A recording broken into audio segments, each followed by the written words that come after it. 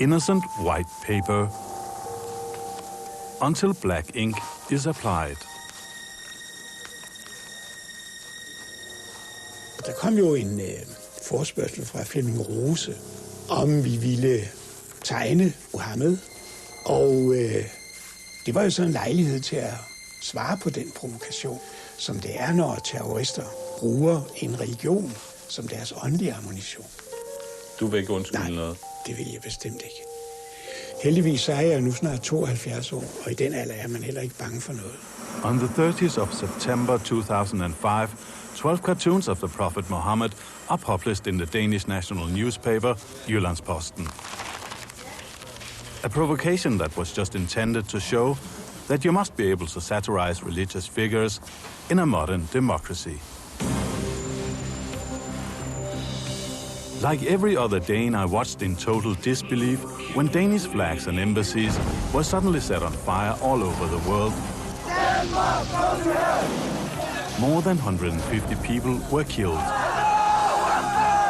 How in God's name did this happen to Denmark? Grotesque.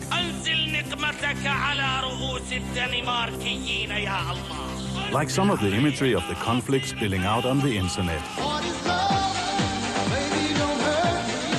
Oh dear, the Danish queen has a pin-up in an Arab newspaper. Lace Majesty strikes back at blasphemy.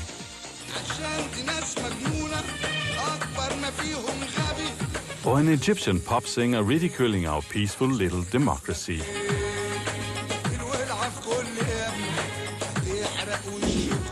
And threatening us all to burn in hell. That's a serious warning. Like most Danes, I rarely go to church. That's why in my Copenhagen neighborhood, I find the beautifully kept church nearly empty on a Sunday morning. So I'm badly equipped to understand why believers flock to their makeshift mosques that won't win any Danish design prizes in the very same neighborhood. We have built mosques with slim, elegant minarets in the Copenhagen skyline, though only as amusement in the Tivoli Gardens. But the protests against the Muhammad cartoons went far beyond our failure to accommodate the Muslim faith in Denmark. I want to find what was really behind those hateful slogans in a conflict over some bloody cartoons. Were the protests really such a spontaneous outburst of religious anger? And to me, most importantly, what are the consequences to our freedom of expression and our right to criticize and satirize religion, especially Islam, in a modern democracy? I want to find out.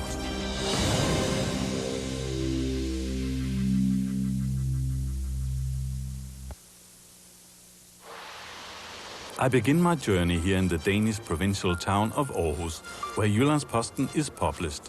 Does its culture editor, Flemming Rose, regret the cartoons?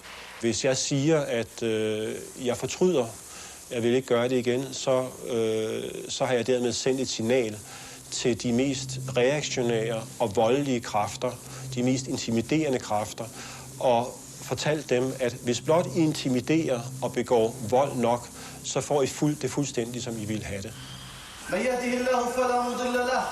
In the suburbs of the same town lies a small mosque. From here came the first protests against the cartoons, the very first sparks of anger. Det er ligesom kniv i vores hjerte. Hvis de snakker om mig, eller hvis de snakker om almindelige mennesker, der er ikke nogen problem med os. Men de har snakket dårlige ting om vigtigste ting for muslimerne. En rigtig symbol for muslimerne. Vi elsker profeten Muhammed sallallahu alaihi wasallam mere af min far og mor. Mere af mine børn. I havde jo her i Grimhøj en imam, som også var meget aktiv under protesterne mod tegningerne. Jeg tænker på Raid Halahel. Ja, jeg ved ikke helt præcis om Raid Halahel 100% hvad han tænker. Men det her, han har sagt, at han er flyttet herfra, det er på grund af de tegninger. So the man who started it all is no longer to be found here in Aarhus.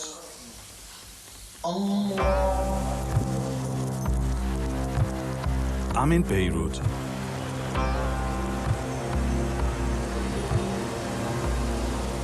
I want to look for the imam from Aarhus. who suddenly disappeared after the cartoon conflict. In a Beirut internet cafe, I find a homepage of Raid Halachel. Here he explains his anger and why he left Denmark for his hometown Tripoli, in the north of Lebanon. إياكم أن تظنوا أن الدنمارك حكومة أو صحيفة اعتذرت اعتذارا واضحا عن الرسومات. ما زالوا مصرين إلى اليوم أن القضية قضية حرية رأي وتعبير، بل أبعد من ذلك. ما زالت الدوائر في الغرب كله والدنمارك خصوصا ما زالت إلى الآن مندهشة مذهولة غير مصدقة لهذه ردة الفعل العارمة. Hej Christian. Hej, hej. Hej. Tak fordi du kom. Vil du gå det? Jo, tak. Hej. Hej. بالعكس أنا مبسوط جدا إني تركت الدنمارك وأجد نفسي ربحان وليس خسران، ولكن أنا قناعتي أني أقيم في بلد عندما أحس أنني محترم بشخصي وبعقيدتي وبقناعاتي. فأنا غير مستعد أن أجلس في بلد أحس أنني مهان وغير محترم. أنا أرجع إلى بلدي هنا. أنا طبعا كإنسان مسلم لا أستطيع أن أرى أن هناك نظاما يصلح هذا الكون إلا الإسلام الذي أقتنع به.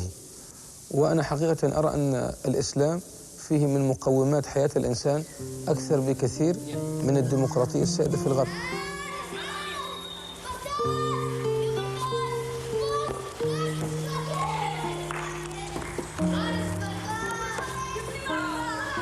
Raid is proud of his action against the cartoons.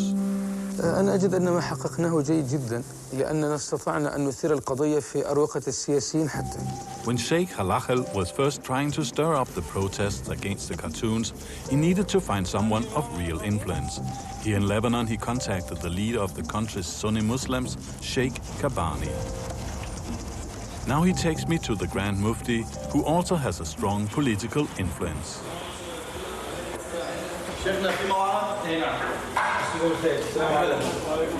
شيخ واضح مع وفد اعلان من الدنمارك. مع الدنمارك. السلام عليكم. السلام ورحمة الله وبركاته. الله يمسيك بالخير. كيف حالك سيدنا؟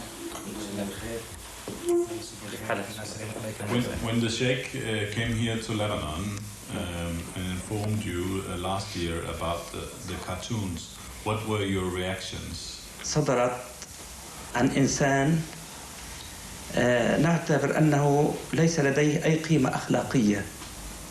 In Arabic, it's not polite to ask very direct questions, but I do nevertheless. As Grand Mufti, you called for the demonstration, so you must also feel responsible for what happened. إطلاقاً لا أشعر بمسؤولية عن هذا العمل، لأن الإنسان الذي يقرر عملاً سلمياً ثم يأتي الآخرون ويسيء إليه، فماذا يكون ذنبه؟ لم يكن واحد منهم إطلاقاً يقصد أن يقوم بعمل فيه أي شغب أو أي عنف. A peaceful demonstration. Well, depends on what is your idea of a Sunday afternoon picnic.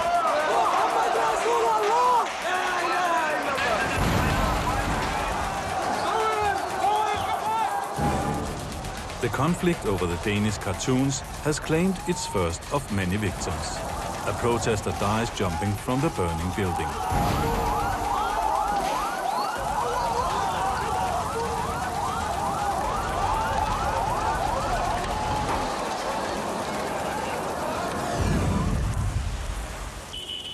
How could a government allow this to happen? I find an eyewitness to the event, the man who owns the building that used to house the Danish embassy. Yeah, they came through both entrances. You'll see the other entrance, and they were prepared to burn. So it was they really had a mob. all the ingredients, you know, the cocktails, Molotovs, gas, stuff, prepared in their buses. And the army watched their buses, but the army was not allowed to stop them. And the political decision was to let them in. To my surprise, the whole riot was caught by surveillance cameras on the embassy building. With the surveillance camera, you see the people acting inside. I mean, obviously, these guys were Sunni extremists. I'm not divulging any secret. It's known what they are, who they are. This clearly shows a religious riot that has been allowed to spin out of control. I find myself trying to understand Lebanese politics. The army here received the ordering to withdraw from the perimeter of the building. Who gave the orders to the army? It's the government who decides what to do, you know. Maybe they believed that they were peaceful, but I know they were informed that it was not peaceful, unless there is no communication between the army and the government, which I doubt, because the army knew they had prepared to burn the building. The surveillance cameras filmed and filmed and filmed until the rioters break the camera, the final cut. هي المشكلة حقيقة نقطة جميلة جدا. أنا لا أجد أن الصراع بين مجتمع متقدم مجتمع مرفه أو مجتمع فيه حريات وبين الإسلام. أنا أجد أن المشكلة بين مجتمع ما زال في مخزونه الفكري في العقل الباطن في اللاوعي عداء للإسلام من أيام الحروب الصليبية، وللأسف حتى أنه لم يصبح متدينا وأصبح الآن علمانيا إلا أنه ما زال يحمل في مخزونه الفكري هذا العداء للإسلام. Thanks to the Khartoum conflict, Raid Halachel is now a local hero in his Lebanese hometown. No signs of weakness or remorse.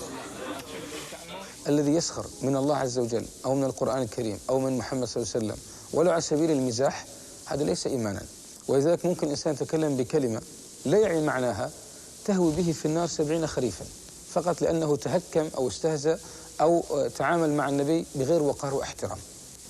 So you think that Fleming Rose is going to burn in hell? لا أشك في ذلك أبدا إن لم يتب قبل أن يموت. Hvad siger du til det?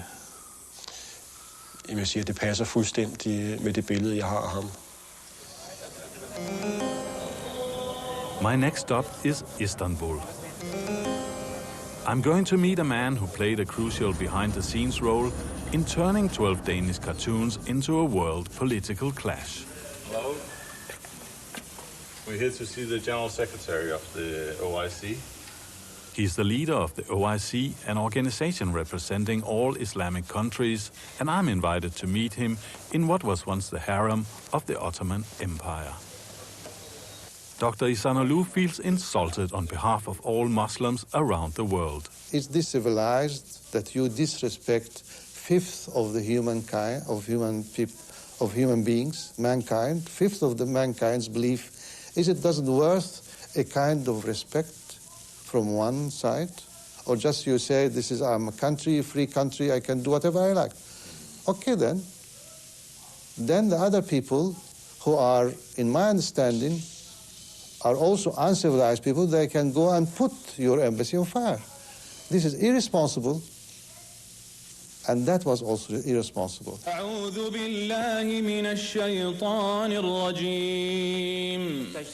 At the summit of the OIC in Mecca, Dr. Ihsanoglu tried to use the cartoons to turn this dormant forum of 57 Muslim countries into an effective political tool. For years, Islamic leaders had been demanding a worldwide ban on blasphemy, particularly against Islam. Now they thought their chance had come. أن يكون هذا القانون اللي فيه العقوبات الرادعة على كل من يسيء إلى المقدسات وخصوصا الأنبياء عليهم الصلاة والسلام ملزم لجميع الدول اللي هي أعضاء في هيئة الأمم. Right after publication of the cartoons, Dr. Ihsanoglu wrote a letter to the Danish Prime Minister. You urged the Danish government to take action to avoid further escalation. That implies that you are foreseeing or expecting an Of course, because reaction. that was a serious matter. It was a serious matter. There were reactions all over the Muslim world, and I expected these things to happen, and it happened. Who is then to blame when a debate about democracy versus religious dogmas turns into bloody riots? Dr. Ihsanoglu is not prepared to be held accountable. You have also responsibility of what happens in the streets of the Muslim world. No, no, no. On the contrary, I'm sorry. I can't accept. This is a wrong statement. This is a false statement. And you cannot substantiate this statement. All my statements, press releases, all my stand, my letters, in my joint releases with the Mr. Kofi Annan, Mr. Solana are on record. This is totally a biased, unsubstantiated statement. I regret that. You have to withdraw this conversation. Otherwise, I will disassociate myself with this interview. I'm sorry. You cannot say that, gentlemen. You cannot say that. What I was starting to say was that you cannot say that I am associated with the street. I am associated with calming the street. I'm sorry to say this. Please withdraw this statement. Let me just rephrase it how I wanted No, to. please withdraw this statement. Yes. Yes, what? I will try and rephrase what was the intention of my question. I got on somewhat better with Dr. Ihsanollu after a lunch of chickpeas, but had to conclude that even though he was able to foresee the riots, he refused to be in any way responsible. Back in Denmark, I want to know what the Danish Prime Minister thinks about this Islamic move to ban blasphemy. Det overordnet handlede om, er i virkeligheden på global plan at få begrænset ytringsfrihed, når det gælder kritisk debat om religion. Og der er jeg nødt til at sige, at vi er fuldstændig stålsatte i den sag. Vi står helt fast på, at der skal være en vidtgående ytringsfrihed, som også indeholder retten til kritisk debat om religion. A letter from 11 Muslim ambassadors in Copenhagen, formally addressed to the Prime Minister of the Royal Republic of Denmark, was identical to the one sent by Dr. Ihsanollu, asking Anders Fogh Rasmussen to take action against the newspaper Jyllands-Posten. Selvfølgelig tog vi notits af, hvad der blev skrevet, men svaret vi gav måtte selvfølgelig være klart, nemlig at regeringen kunne ikke gribe ind over for en fri og uafhængig avis. With no compromise from the Danish Prime Minister, a group of imams in Denmark, among them Raid Halachel from Aarhus, went on a tour of the Middle East to call for protests. They flew to Syria, Lebanon and Egypt. In Cairo, the imams met with the Arab League. Their portfolio of cartoons of blasphemy included a few extras that were never part of the Muhammad series. This is one of the worst pictures can anyone ever imagine. They imagine our Prophet ﷺ, the hands of a man praying and a face of a pig. In reality, this image came from a country fair pig squealing contest. A Frenchman suddenly found himself mixed up in religious world affairs. How did the rest of the world react to the cartoon crisis? Internet searches have been up worldwide for Muhammad after cartoons like this one depicting the Prophet were printed in Denmark's Jutland Post newspaper. More than 3,000 blogs are suddenly discussing the Danish cartoons.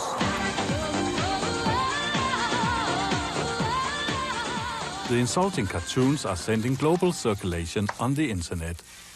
But outside the internet, newspaper editors often lack the courage to print the cartoons. Self-censorship is widespread in Britain and America. In France and Germany, newspapers take a very different view: publish and be damned. In Berlin, I went to meet journalist Henrik Broder, who now travels around Europe with the cartoons to show them to the public. I couldn't assume that this was trigger off this kind of excitement. The caricatures were totally innocent, totally naive, and they were so harmless. They were surprisingly harmless. My favorite cartoon is this one, where the mullah is in the skies, standing on a cloud and screaming down to the earth, "Stop sending martyrs, we are running out of virgins." That's a great joke. If you try to avoid insulting Muslims, the next time you will have to give up pork because you could insult Jews, or you cannot slaughter a cow because the Hindus will be terribly insulted. So I wouldn't start with that. I would still insist on the right to offend people because of their religious beliefs, yes. 200 years after the Enlightenment, that should be something which is not up to discussion anymore. Paris is my next stop in Europe. I want to find out why the satirical paper Charlie Hebdo and its editor-in-chief, Philip Val, decided to reprint the Danish cartoons. His leftist satire is quite different from that of the conservative Jyllands-Posten. J'ai été scandalisé par la façon dont j'entendais les commentaires sur le Jyllands-Posten en France. Disant que le Guardian Poston était un journal raciste, c'est la raison pour laquelle il avait publié ses caricatures. J'ai trouvé ça dégueulasse parce que le Guardian Poston n'est pas un journal raciste. Ensuite, quand le Franc, le patron de France Soir, s'est fait virer pour avoir publié les caricatures en France, alors là j'ai dit c'est pas possible, il faut vraiment qu'on marque le territoire pour savoir qui fait la loi, si c'est les groupes religieux ou le législateur dans une démocratie. In France, it's possible to test the limits of freedom of expression without rioting. French Muslims exercise their democratic rights by taking the editor to court. Faut pas rire d'eux. C'est une provocation de rire des mecs qui foutent des bombes dans les trains de banlieue et dans les métros et qui envoient des... Non, si le citoyen n'a plus le droit de ridiculiser ces gens-là, foutu. C'est pas une provocation, c'est le signe de la santé mentale des citoyens. In Paris, I met with one of the plaintiffs, the president of the Islamic Union of France. Le prophète de l'islam et le terrorisme. Donc nous devons réagir quand même. La loi, il y a la liberté d'expression. Nous défendons la liberté d'expression. Mais quand ça se fait dans le cadre de la responsabilité. To some Muslims, this means that Muhammad is a terrorist. We think that it means that Muhammad has been taken hostage by the terrorists. Oui, mais je pense que c'est aberrant. Sur ce que vous faites, vous pouvez avoir la conception que vous voulez, mais attendez la réaction. Reactions look surreal on my TV, but the bullets all too real. In Pakistan, some of the most violent protests are taking place. At least 5 people die in riots now directed against anything Western. The street protesters are further encouraged by a cash for killing bounty offered by a leading mullah in Peshawar. तो हमने वाजिबुल कत्ल होने के अलावा ये भी कहा था कि जिसने उस कार्टूनिस्ट को कत्ल किया तो उसको $10 lakh इनाम दिया जाएगा. Det var selvfølgelig uhyggeligt. Min ellers så brave kone, hun var altså også berørt af det. Det gjorde indtryk på hende. Hun er børnehaveleder. Der kom forældre og spurgte, er det nu sikkert at sende vores børn her i børnehave? Det var meget ubehageligt. I'm traveling on to the Gulf state of Qatar. With its tiny population and its vast resources of gas and oil, Qatar is probably one of the richest places on earth. Most of the country is owned by the emir and his family. I've come here in search of one of the Muslim spiritual leaders who did most to raise the temperature of the conflict, Sheikh Yusuf al-Qaradawi. He has a weekly TV show on Al Jazeera, the global satellite channel that prides itself on supporting freedom of expression and democracy. Qaradawi calls for a worldwide day of anger against the cartoons on Friday the 3rd of February 2006. لابد للأمة أن تغضب ونحن لسنا أمة من الحمير لسنا حميرا تركب بل نحن أسود تزأر. His message is picked up all over the Middle East and turned into action more than half a year after the cartoons were printed. The day after, Saturday the 4th of February, the Danish embassy in Damascus is put on fire. Sunday, tens of thousands of agitated Muslims marched against the Danish embassy in Beirut and set the building on fire. Monday, Iran falls into the chain of events, and for the 3rd day in a row, a Danish diplomatic mission is torched. Sheikh Yusuf al-Qaradawi enjoys a pope-like status in the Islamic world. Salam alaikum. He normally doesn't give interviews to Western media. It's not part of his media strategy. We come a long way to see you. At the age of 81, Qaradawi has turned himself into the Islamic world's leading televangelist. In his TV show Sharia and Life, he gives advice on how to live by the Islamic laws of Sharia.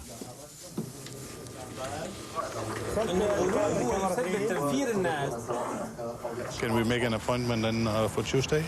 Okay. Then we can stay one... يوم 12? At 12 o'clock? Yeah. On Tuesday? Yeah. Yes, can we come to his house? في البيت؟ Yeah. خلاص. Yeah? Yeah, okay. Okay. Shukran. So I'm finally going to sit with a man dubbed the Global Mufti. What is this? This is the holy book here? It's the Quran? Yes, Quran. Yes, Okay. Quran. Okay, so we can have this in the background. أساء إلى نبي محمد. هذه الإساءة تعتبر إساءة إلى كل فرد مسلم، إلى الأمة الإسلامية، إلى 1.5 مليار من البشر. An insult to all 1.5 billion? I doubt if Qaradawi speaks for each and every one of them, but surely he succeeded in mobilizing the masses against 12 cartoons few had ever seen. وهذا أمر يعني معروف إنه العامة إذا هاجوا ممكن أن يحدث منهم هذا، ولكن لم يكن هذا بالشيء الكثير الذي خرج عن الحدود، كان شيئا محدودا جدا ونحن نأسف له من غير شك. Estamos apresentando Charges Sangrentas. Hoje, no Salto para o Futuro, um bate-papo com professores e especialistas sobre a matemática no ciclo da alfabetização. Acho que o grande desafio para o professor é escutar os alunos e organizar o trabalho de formulação de questões. A gente está defendendo que se trabalhe para que a criança possa ser desafiada a pensar no problema e desenvolver estratégia. Então, na verdade, eu acho que a estatística ela faz parte do nosso cotidiano. Salto para o Futuro. Estatística e combinatória. Hoje, 5 da manhã. Aqui, na TV Escola. Nas fotografias da Guerra do Paraguai, chama a atenção a presença de soldados negros nos 3 exércitos da Tríplice Aliança. No exército paraguaio, também existiam soldados negros. No Uruguai, a população negra era uma população razoável, né? Se você olhar as imagens de soldados uruguaios, eles são negros, né? Na Argentina, uma parcela pequena da população argentina era negra, né? Principalmente em Buenos Aires, e muitos foram para a guerra, muitos inclusive desapareceram na guerra.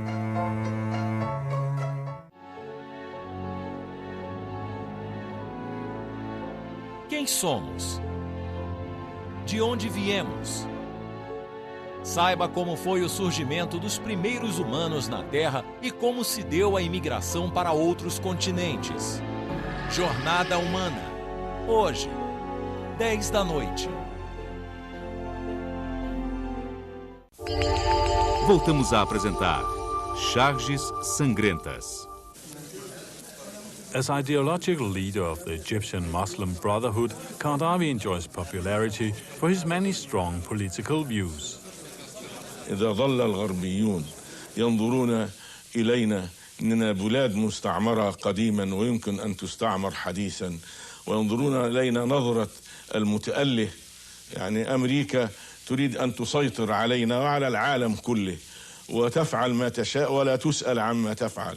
إذا ظلت هذه الروح لا نستطيع أن نتقرب، إنما نتقارب إذا نظر بعضنا إلى بعض باعتبارنا أسرة بشرية واحدة. ولكن الغربيون يرون أن الديمقراطية يعني تقوم على الحرية المطلقة، هذا ما نرفضه. لا يوجد في الدنيا كلها حرية مطلقة. السيارات لها قانون، يعني وهي تسير في الشارع إذا الإشارة حمراء تقف. البواخر في المحيطات الواسعة لها يعني خطوط سير. الطائرات في أجواء السماء لها خطوط سير. لا يوجد إنسان يفعل ما يشاء. In the Quran school, students are taught to recite from the holy book. On my journey, I came to wonder why I never read anything about depicting the Prophet, so I asked the man who should know. Where exactly in the Quran is it stated that you cannot depict Muhammad? يعني هذا لا يوجد في القرآن، يعني أمر مباشر يعني بمثل هذا، ولكن أجمع علماء أهل السنة على عدم تصوير الأنبياء جميعا، ليس محمد ولا المسيح ولا موسى ولا إبراهيم ولا نوح ولا غيرهم من الأنبياء، حفاظا على الصورة المثالية التي يرسمها المؤمن للنبي في مخيلته. But it's nothing new to draw the Prophet Muhammad, I realize. Artists have done this for centuries, sometimes with his face obscured and just as often showing the Holy Prophet with his face in full. If maybe as a last thing, if I could show some of these cartoons, just to have his explanation about why he think it's such an insult to Islam. Because this was published in the Danish newspaper.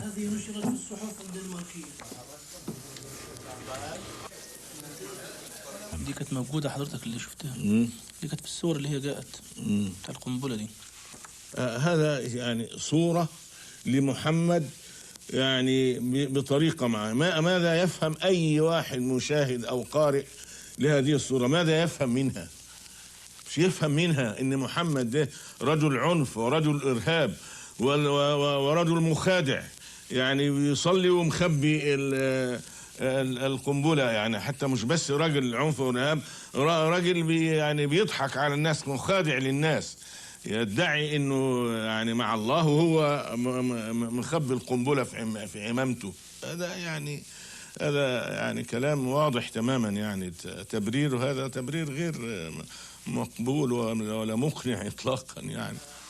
I feel that Al-Qaradawi kind of regretted giving me this interview. So I was kindly advised to sign a paper committing myself to accuracy in translation. He's clearly afraid I'll exercise my freedom of speech by letting his message get lost in translation. Iran is my final destination in the Middle East. One of the most highly controlled religious states in the world. They were last to join the protests, but came out with some of the strongest reactions.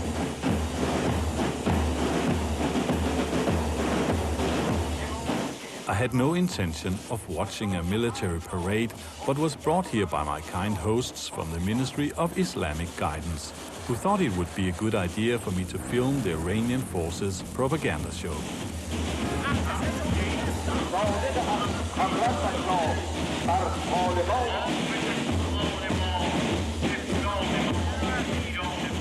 Watched over by the president, martyrs in wheelchairs rolled by endlessly.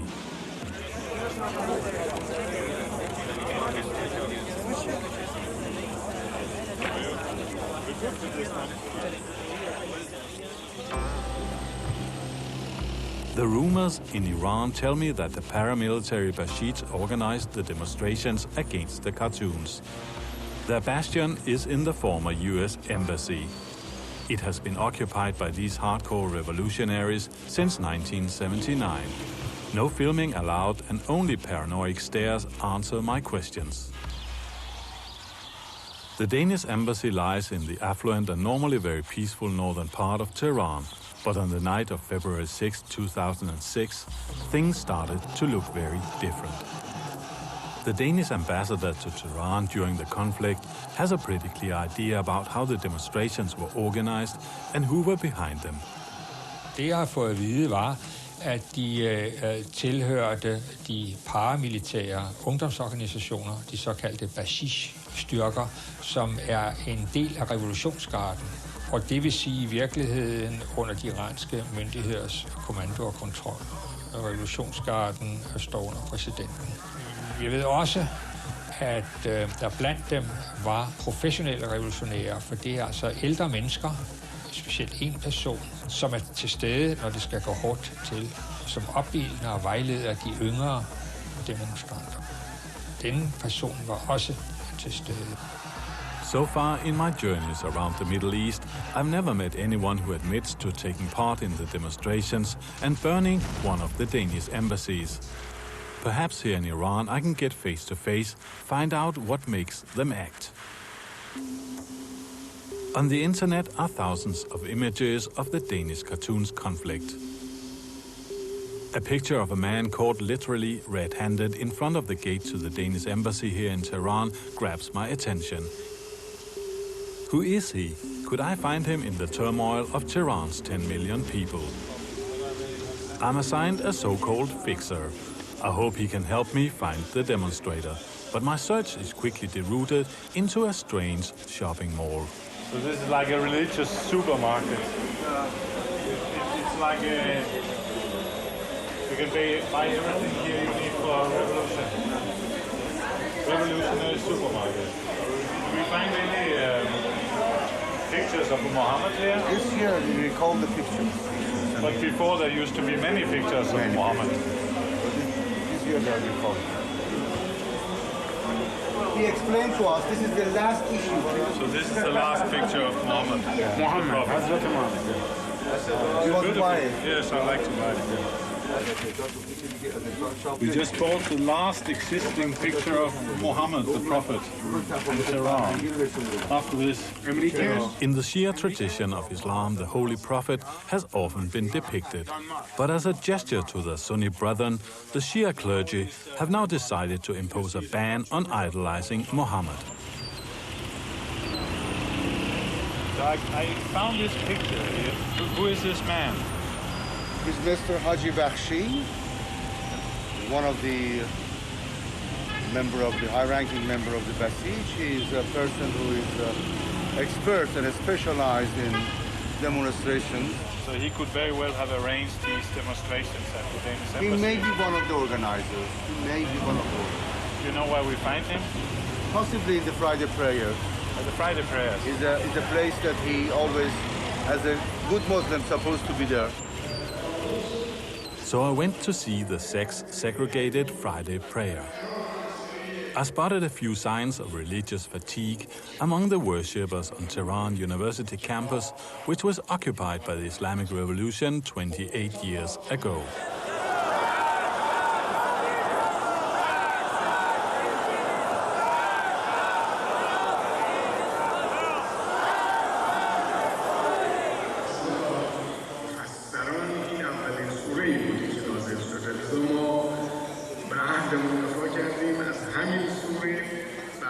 Every Friday prayer is followed by a ritual demonstration.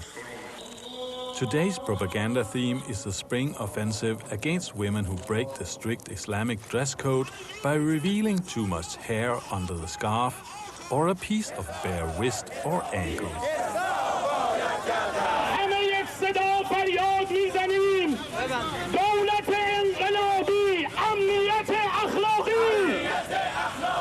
I'm looking in vain for the professional demonstrator from the Danish embassy. Where do we find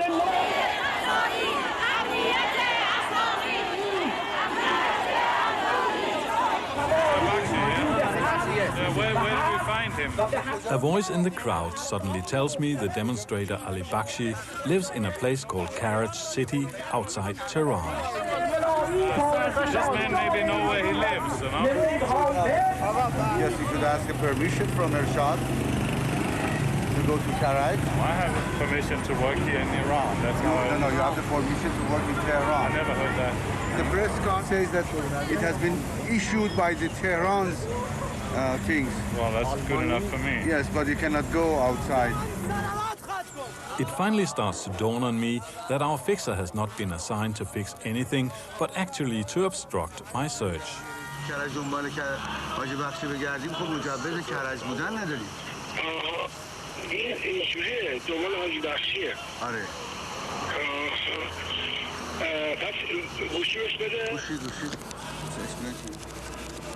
Hello? You know, if you go there, the police will catch you, but you don't have any authorization. But I mean, nobody said anything about authorization. We have a press card valid for the whole of Iran. You cannot go to Karaj without written permission. But this is like the Soviet Union. You know, you think that you have come here from another planet to teach us everything? No, I don't think so. I'm just saying that you issue a press card, and I think that would be valid for me to go around and... No, I have to be informed at least 48 hours before. So... That's impossible. Okay. Thank you. Have a good day. Bye-bye. They don't want us to talk to this guy. The next morning, with a new driver and our obstructive fixer left behind in Tehran, I decide to head for Karaj City without permission. We're going to look for a man called Ali Bakhshi. Have you ever heard about a man called Ali Bakshi? After hours of asking around from mosque to mosque in Karat City, it finally looks like I'm having luck.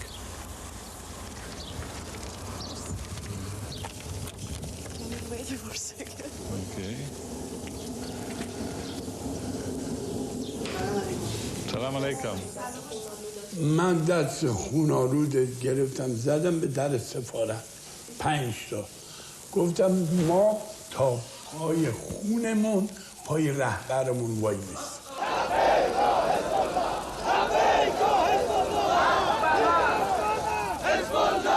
بله شرکت کردم و شلوغش هم من بودم. But did he see these cartoons himself? نه همون کاریکاتور نه.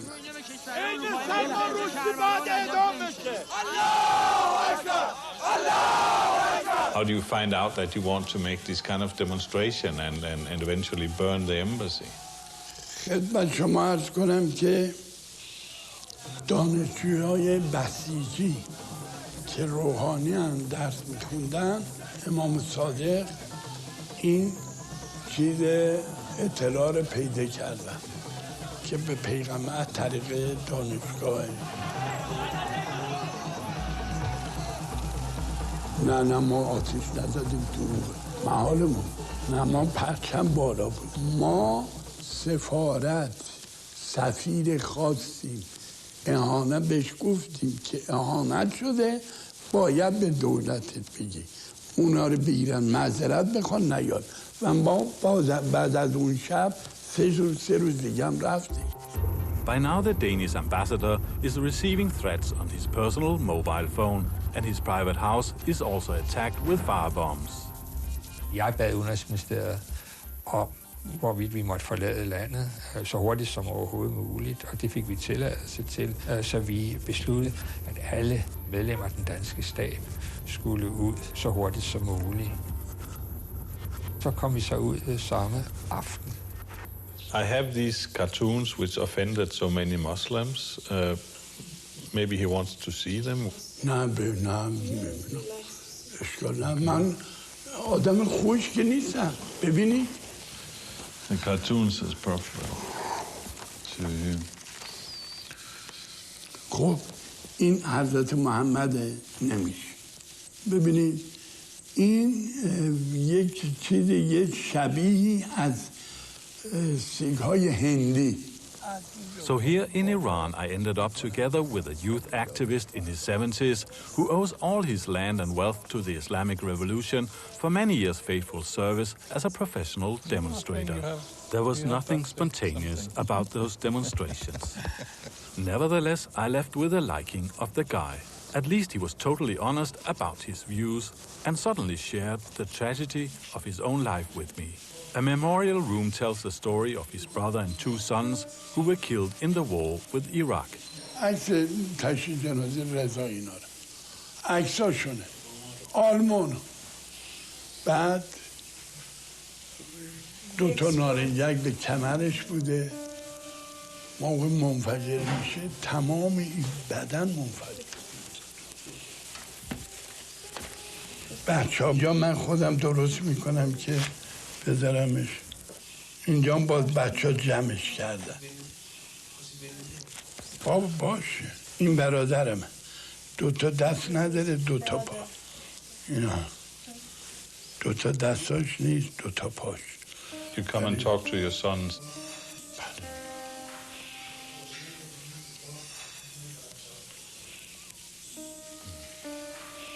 What happened? Why did it happen?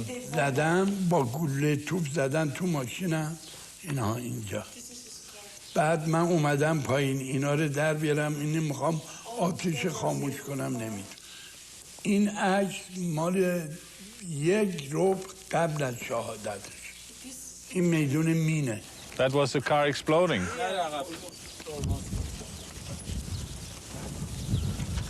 Is that the car he takes to Tehran when he's going for demonstrations? بله الله اکبر الله اکبر الله اکبر Back in Tehran, I meet the director of Iran's Center for Cartoons. During the conflict, Iran launched a counterattack against the Mohammed cartoons. The government invited artists from all over the world to draw satirical cartoons about the Holocaust. This was to show that when it comes to freedom of expression, the West places its own limits. Could you please explain to me the idea about this cartoon contest about Holocaust? What is the idea? ولی این اتفاق رو ما تو غرب نمی‌بینیم. اصلا اجازه نمیدن راجع به هولوکاست حرف زده بشه. الان من 17 کشور ممنوع ورود کردن کشورهای غربی. Why? Because our exhibition. You think we have a taboo about Holocaust, is that it? Yes. این است که باعث میشه که ما بگیم که اینها تبدیل کردن این رو به یک ماجرایی است که بر مبنای این ماجرا در واقع صهیونیست‌ها رفتن و ادعا کردن که ما 6 میلیون یهودی به اصطلاح کشته دادیم. However, one cartoon never became part of the contest. When we're talking about freedom of expression, a Portuguese cartoonist, Augusto Cid, he made a cartoon for this contest showing your president, Ahmadinejad, in Auschwitz, saying, oh, I think all these people died from bird flu. No, bird flu. I tried to find any image of this cartoon, but I cannot find any image of any open. No? Any point, no. Even though it's clear to me that freedom of speech doesn't stand high on the agenda of the Islamic Revolution, the Iranians clearly have a point in picking out European laws against denying the Holocaust. So our best answer in response to this? Remove these laws in Europe. But meanwhile, another hardline defender of free speech, editor Flemming Rose, got caught in the Iranian media web. He is beleaguered by world media and tells CNN that Jyllands-Posten will also publish some of the Holocaust cartoons. I can tell you that my newspaper is trying to establish a contact to that Iranian newspaper, and we would run these cartoons the same day as they will publish them. Rose is overruled by his editor-in-chief, who denies any cooperation with the Iranian newspaper or intention of publishing new satires as proposed by Rose. Neither of Jews nor Christians, at least for the time being. The newspaper is in crisis, and Flemming Rose sits exhausted in his office, trying to cope with a flood of emails. Rose's phone displays 127 unanswered calls and 37 left messages. Var det absolutte nulpunkt i den her krise, hvis du skal se tilbage på det? Ja, det var det for mig. Og det var det nok også for avisen, fordi det var jo der, hvor Carsten Juste, som han har sagt, følte, at jorden åbnede sig under ham. Og hvad gjorde den ved dig?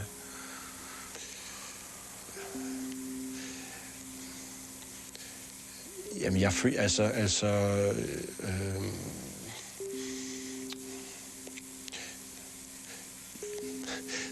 gjorde det med mig?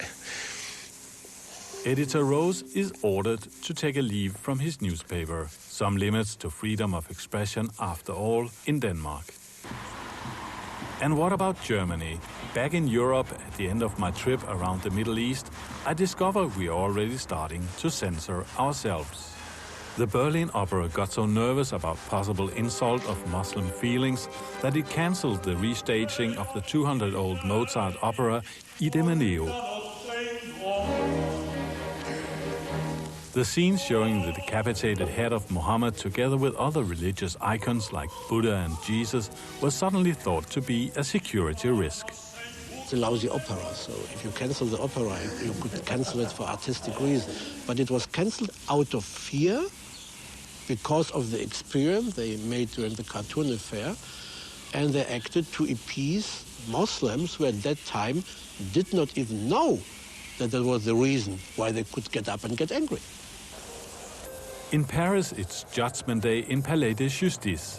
Security is tight. I'm back here to witness the court case between the Islamic Union of France and the satirical weekly Charlie Hebdo. It's going to be an important test for freedom of expression in Europe. Is it legal or not? to publish such cartoons of Mohammed in France. La presse en France est libre jusqu'à plus ample informé et on saura jusqu'à quel point cet après-midi. During the case, editor Flemming Rose turns up as a key witness. Hvis de taber, så betyder det, at det fremover vil være forbudt at lave grin med at kritisere og udfordre ideologier. Her er det en religiøs ideologi, men det kan godt være en politisk ideologi eller en hvilken som helst anden form for ideologi. Så der står virkelig meget på spil fra Europa, synes jeg.